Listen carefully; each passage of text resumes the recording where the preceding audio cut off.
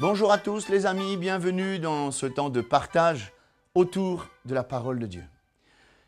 Il y a un personnage qui a marqué vraiment l'histoire du peuple d'Israël, c'est le roi David.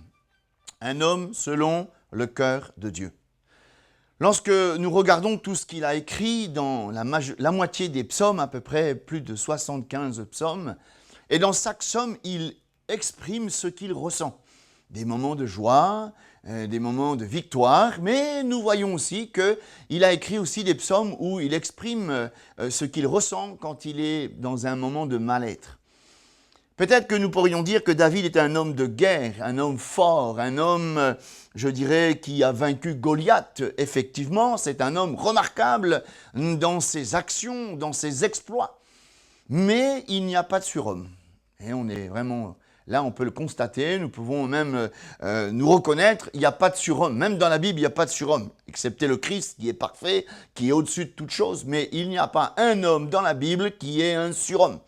Et cet homme, David, qui paraissait vraiment comme une carapace fort, a connu des temps de pression, des temps d'oppression, des temps de dépression. Effectivement, nous pouvons retenir ça maintenant que l'oppression engendre la pression engendre l'oppression, l'oppression, la dépression. Et lorsque nous n'arrivons pas à gérer cette pression extérieure, elle engendre une oppression intérieure qui peut nous emmener dans la dépression. Et lorsque nous connaissons des temps de dépression, eh bien, nous sommes vraiment dans l'abattement, on n'a plus envie de rien. La Bible dit dans Proverbe 17, verset 22, qu'un cœur joyeux est un bon remède. Mais l'esprit abattu dessèche les eaux.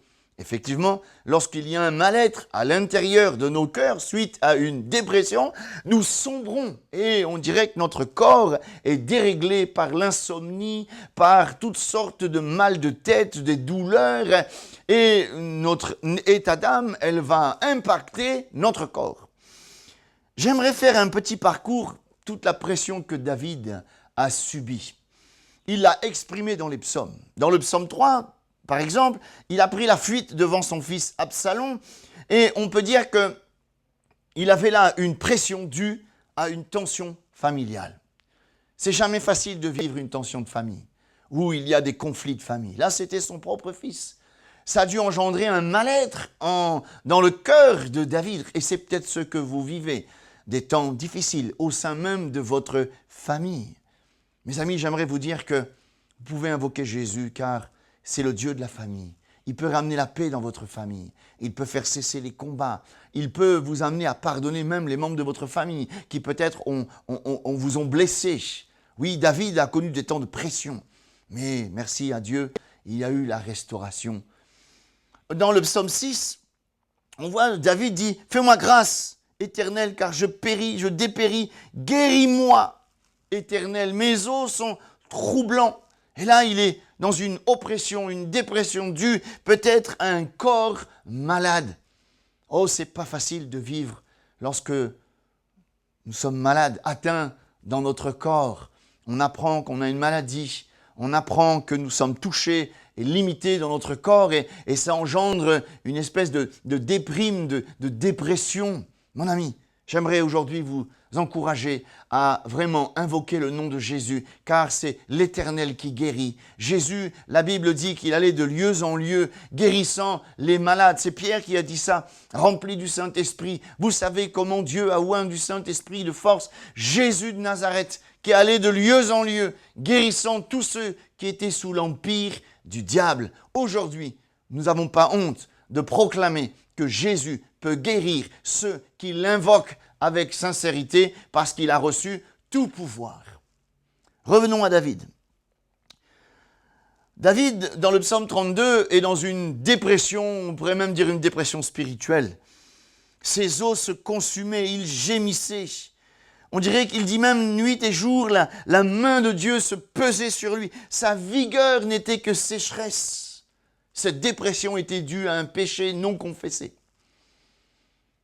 Je crois que la repentance est un remède pour sortir par certaines dépressions. Quand nous sommes pris dans l'engrenage, une spirale infernale d'une domination, du péché, des vices, toutes sortes de choses qui sont là et qui dominent. La Bible dit que l'homme est esclave de tout ce qui a dominé sur lui. Et peut-être que mon ami, tu es dans le tourment parce que tu es esclave de la drogue, de l'alcool, ou peut-être même des vices, des choses sales sur Internet. Il y a comme quelque chose qui t'aspire, c'est plus fort que toi et tu es agité au fond de toi-même, tu es dans un trouble. Humilie-toi sous la main puissante de Dieu et il t'élèvera au temps convenable. David, il s'est repenti, il a avoué ses transgressions. Et il le dira dans le psaume 32, le psaume 51, eh bien, heureux l'homme à qui tu remets ses transgressions. Il a retrouvé la joie de vivre parce qu'il s'est repenti de ses péchés.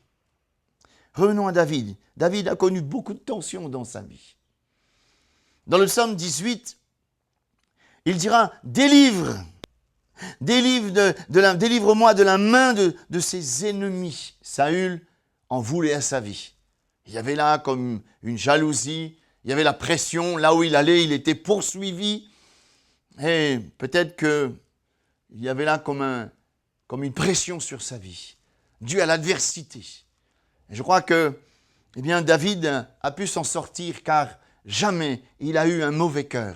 Jamais il a eu un mauvais sentiment à l'égard de Saül. Oh, Dieu lui a même donné, à un moment favorable où il aurait pu peut-être se venger lui-même. Mais il s'est gardé de le faire. Il a découpé juste le bord de la robe de Saül et lui a montré, il aurait pu se venger lui-même. Mais mon ami, peut-être que tu es dans la pression parce que il y a des gens qui te font de mal. Écoute bien ce que la parole de Dieu dit. Laisse là la colère, abandonne la fureur, car Dieu a dit, à moi la vengeance, à moi la rétribution. Ne rentre pas dans la spirale, dans la loi du talion, œil pour œil, dent pour dent. Et tu peux aussi, toi, laisser la justice de Dieu faire son travail. Confie-toi en Dieu, ne rentre pas dans cette spirale de violence. David, dans le psaume 34, il avait des menaces. Il est dit, lorsqu'il contrefit l'insensé en présence d'Abimelech, et qu'il s'en alla chasser par lui, je bénirai l'Éternel en tout temps, sa louange sera dans ma bouche. Il y avait des gens qui lui faisaient des menaces. Et au lieu de rendre mot pour mot, il loue le Seigneur, parce qu'il sait que l'Éternel est avec lui. Oh, peut-être que toi aussi, il y a des gens qui te font des menaces. Des gens qui, comme dit à la Réunion, la donnent la bouche, la donnent le mot. Et parfois, on pense que la parole des anciens, quand ils donnent une parole, on dirait que c'est une parole de malédiction. Mais mon ami, n'aie pas peur de ces choses. Cache-toi en Jésus. Viens et n'aie pas peur de ces menaces, parce qu'il n'y a que les desseins de l'Éternel qui s'accomplissent. Ensuite, David, il était à un moment d'incompréhension. Dans le psaume 60, il dira « Mais ô Dieu, tu m'as repoussé, dispersé, tu t'es irrité. » Voilà, tu as ébranlé la terre, tu l'as déchirée. Il est dans un temps d'incompréhension. Il ne comprend pas ce que Dieu fait. Et là, je crois que ça a engendré un sentiment d'insécurité, d'oppression même dans son cœur, car il a l'impression qu'il a perdu le contrôle. Oh, ça peut nous arriver de perdre le contrôle, parce que Dieu est maître. Mais lorsque Dieu, lui, il ne perd pas le contrôle. La Bible dit qu'il fait toutes choses belles en son temps.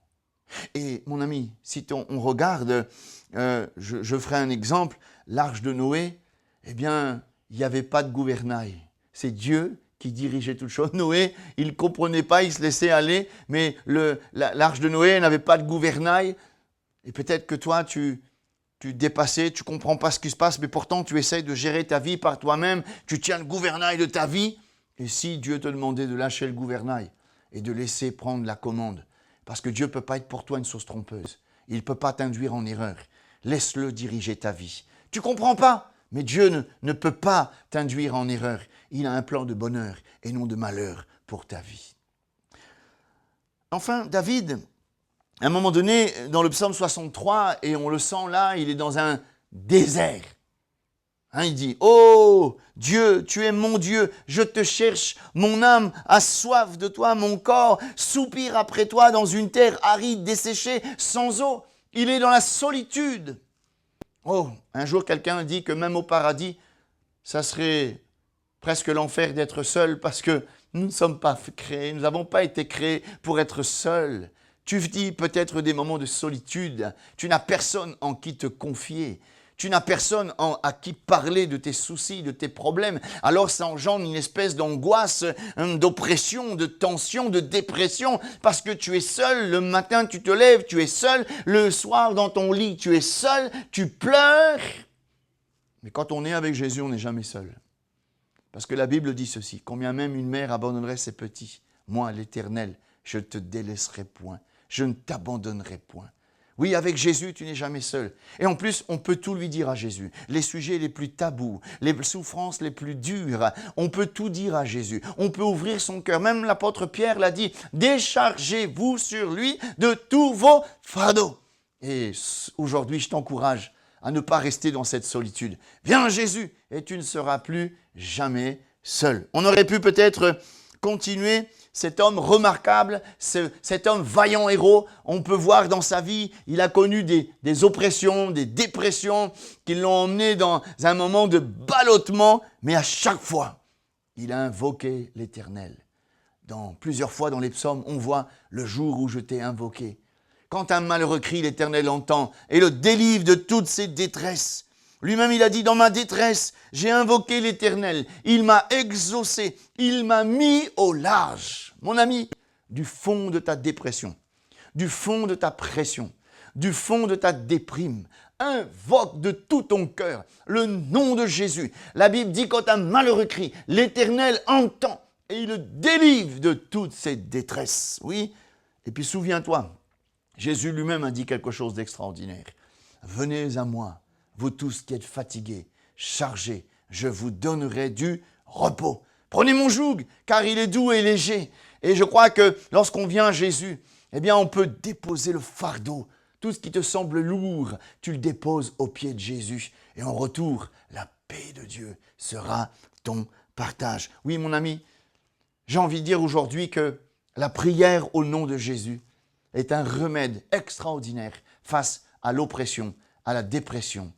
Peut-être que tu vis un moment de dépression, tu es dans une bulle, tu broies du noir, tu ne sais plus quoi faire. Je t'encourage à invoquer le nom de Jésus-Christ et il va te mettre au large. C'est lui, le Seigneur, qui crée en nous le vouloir et le faire. Parce que lorsque nous sommes dans la dépression, on n'a plus envie de rien. Mais Jésus peut créer en toi de nouveaux désirs. Il a encore des choses à te montrer. Alors lève-toi, marche, va de l'avant avec Jésus-Christ. Mon ami, que Dieu te bénisse. J'aimerais vraiment prier pour celui ou celle qui passe par la dépression. J'aimerais vous aider à prier. Priez avec moi et le Seigneur, il va entendre votre cri là où vous êtes. Seigneur, merci d'entendre le cri du malheureux. D'étendre tes mains sur celui qui passe par l'oppression, la dépression. Peut-être qu'il broie du noir. Les pensées s'agitent dans son cœur. Viens lui en aide. Mets-les au large. Crée en lui le vouloir et le faire. Il n'y a plus d'envie. C'est vraiment le statu quo, Seigneur. Mais toi, viens et recrée le vouloir et le faire. Crée une nouvelle motivation. Tu as encore un plan. Tu as encore des objectifs pour leur vie, Seigneur. Alors, étends tes mains, touche-les et délivre-les dans le nom de Jésus. Que Dieu vous bénisse. Et soyez assurés qu'on va prier pour tous ceux qui sont dans la dépression.